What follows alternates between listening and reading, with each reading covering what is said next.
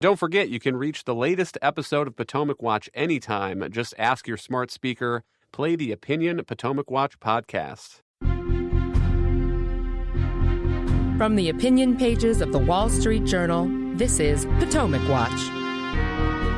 Welcome back. Let's also talk about this abortion referendum in Ohio, where it was directly on the ballot. And the Republican argument that you heard from Governor Mike DeWine in yesterday's podcast was that this issue on the ballot went far beyond Roe v. Wade and in ways that are not always obvious from the language that is put in front of voters.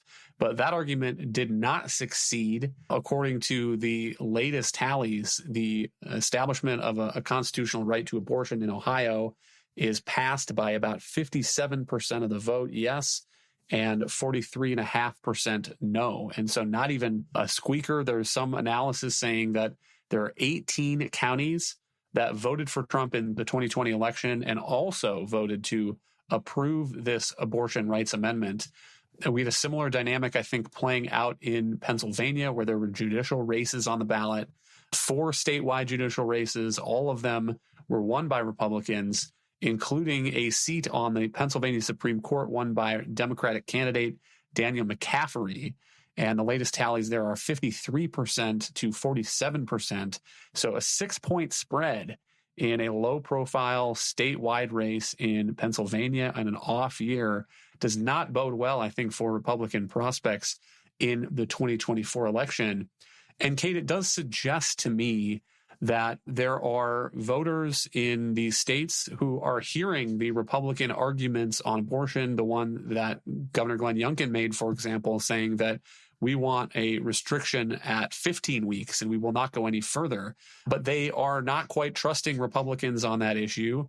And I think maybe that helps explain why we get places like Ohio, which you think of as generally red or reddish states that are passing these constitutional amendments to put abortion in a place where the politicians in the state house can't touch it. Right. I think it's becoming clear that the pro-life Republicans are just not winning this debate in the public forum. This is kind of another referendum that we can add on top of ones in other red states like Kentucky, where the pro-abortion position has carried the day. One thing I've been thinking about the debate tonight, will Republicans talk about this and to what extent? I think one person in the debate who looks like they might understand the political situation most acutely is Nikki Haley. So Nikki Haley has taken the position that a federal 15-week limit on abortion, which is what a lot of the anti-abortion pro-life groups have been calling for, is a political fantasy because Republicans are never going to have 60 seats in the Senate, and the anti-abortion movement should focus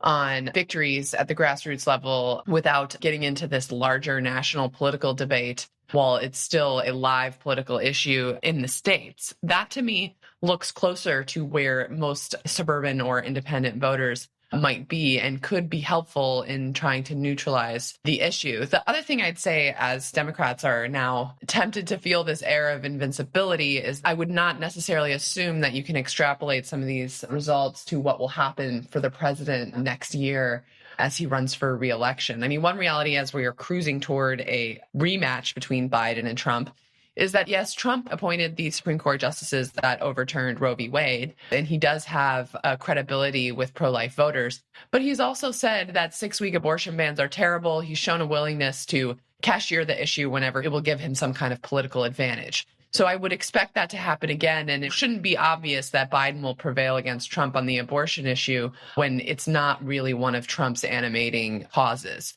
You have to think about these elections that we're seeing yesterday in the broader context of what the issues that will be on the ballot in 2024 are not necessarily the same. If the world continues to unravel at the current pace where we have 2 regional wars, voters can start to reorganize their priorities pretty quickly. And down ballot Democrats don't carry the same liabilities as the president does for those compounding failures abroad. I'd also add that Joe Biden is not Andy Beshear, who is 45 years old.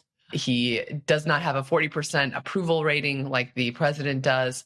I suppose my larger point is that I think Democrats may feel ebullient about these results with some good reason, but they're still making a very risky play for 2024, assuming that the president can ride to re-election on abortion and tarnishing the competition as MAGA extremists. I'm also curious how Republicans at tonight's debate will handle this question. I agree with Kate that I do think these results strengthen the position that Nikki Haley has taken on abortion, which is that nothing is going to pass the Senate. And so we should stop debating this at the moment as a federal issue in terms of 15 weeks or before. We should be focused on trying to create some kind of common ground. And that is in contrast to candidates like Mike Pence, who had explicitly called for Republicans to rally around a 15-week ban. Tim Scott, I think, was also there suggesting that maybe he would be willing to sign something that was even lower than 15 weeks. I'm also curious to see what Nikki Haley says about these results and the polling. I mean, the press release, Monet, from her this morning, from her campaign is, isn't it time we had a Republican who can win a general election, going through some of these New York Times Siena College polls where she is ahead of DeSantis in the head-to-heads against Joe Biden. And so that is an issue that I'm also curious to see whether that comes up on the debate stage tonight in Miami. It's one of many issues where there's this hard and very difficult split between the approach they take to the primary election and then trying to set themselves up well for the eventual general election if they gain the nomination. I think that for a candidate like Ron DeSantis, he really believes that in order to win Iowa, which obviously has a lot of evangelical voters who are strongly pro-life, especially in the primary nominating contest, he wants to really tout his pro-life bona fides. And so that's why you saw him in the first debate talking about the 6-week ban that he passed in Florida and criticizing President Trump for distancing himself from the anti-abortion cause. And so I do still think that you're going to see candidates making very clear to voters that they are in favor of abortion restrictions at the state level because they understand that that's key to winning over Republican primary voters. But I do think that the results of these elections are going to show that Republicans are continuing to really get brutally defeated on this issue in general election contests against Democrats. And so it will become more important for them to potentially signal to broader electorate that they are not going to take an aggressive approach at the national level if they were elected president. I think Nikki Haley is going to go on offense on this question. I think that listeners should anticipate her criticizing other candidates and basically taking a victory lap for having staked out what now looks like the best ground in terms of saying that this is not an issue for the federal government to move on. We're going to continue debating it at the state level. And I do think that it's something that is polling well with voters. It's part of the reason why she's climbed in the polls. And so the Republicans who are more stridently anti-abortion need to see if they can find a way to make that case, because right now, neither the results in these elections nor the results in these theoretical presidential polls are suggesting that that's where the mood of the country is. Another argument you may hear is one that Chris Christie is already making, that Republicans who hugged Donald Trump have made a mistake, and that was responsible for these defeats. Let's listen to him on CNN making that argument. Daniel Cameron was a rising star in the Republican Party until he decided to throw his lot in with Donald Trump. I mean, let's face it, Donald Trump is political and electoral poison down ballot. Down ballot, his endorsement has led to Republican defeats in the House, in the Senate, and the House in 18. In 20, we lost the United States Senate and the White House. In 22, we underperformed miserably. And tonight, you're seeing us lose again. Daniel Cameron made a huge mistake by embracing Donald Trump and selling his soul to him. That's what he did. And the voters of Kentucky, very red state, as you noted, gave their verdict on politicians who sell their soul to Donald Trump. Kate, it is a remarkable string of losses that the MAGA era, the Trump era Republican Party has racked up here. I would add to Chris Christie's the disappointing results in the 2022 midterms for Republicans. They made some gains, but not the kind of gains that I think were expected given the fundamentals of a party who's out of the White House when the inflation figures are what we saw last year. And yet President Trump also can point to some recent polling showing that he is beating Joe Biden head to head. And the other dynamic of this, too, I think, is from Joe Biden's perspective.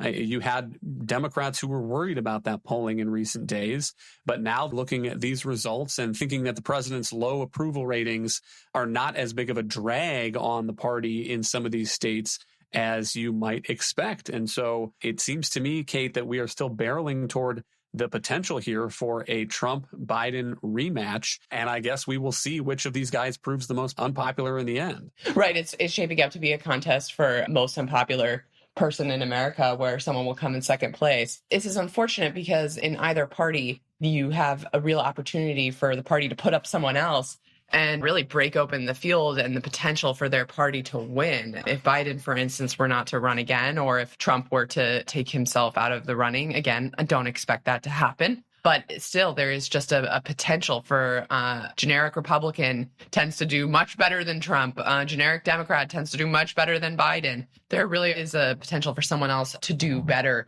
than Trump. In some of these specific races, like Daniel Cameron, he has to do the high wire act of trying to turn out Trump's voters while still winning suburbanites and moderates, and that's not easy to do. But I do think his abortion shifting perhaps damaged him more in that specific instance. But it's impossible to look away from the record of loss and underperformance. Who can forget the Georgia Senate special elections where Trump basically helped down ballot to turn out a terrible performance and lose both of them? These are now compounding, and the question is how much longer Republicans want to stay in the political wilderness with him. Now, again, it is still somewhat early in the contest. In my view, there's still a time, for instance, at a debate tonight, for someone to make these arguments and take on Trump directly and all of his down ballot mayhem that he's caused. But you need someone to present a real alternative to him and to be willing to criticize him directly, which so far some candidates have been willing to do in instances, but not really offering a compelling vision of alternatives has been really the problem. So I still think there's an opportunity to do that, but I certainly wouldn't count on it. But if there was ever a wake-up call for the need to change course, I would think that some of these election results, such as a Republican incumbent governor in Mississippi winning by a tighter margin than you'd expect for that state of all places, that should hopefully get some attention and wake up the party from its slumber here. Thank you, Kate and Monet. Thank you all for listening. You can email us at pwpodcast@wsj.com. If you like the show, please hit that subscribe button, and we'll be back tomorrow with another edition of Potomac Watch.